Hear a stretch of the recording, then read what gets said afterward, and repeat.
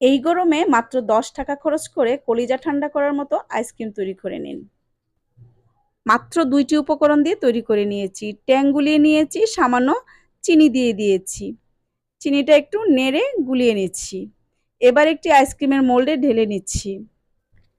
ঘরে যদি একটি আইসক্রিমের মোল্ড থাকে তাহলে কিন্তু আপনি আইসক্রিমটা তৈরি করে নিতে পারবেন খুব সহজেই।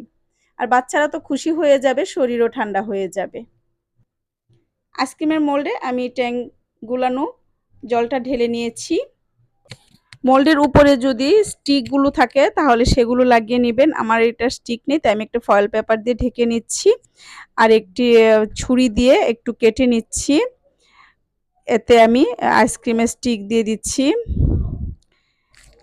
এবার 7 থেকে 8 ঘন্টার জন্য ডিপ ফ্রিজে রেখে দিব।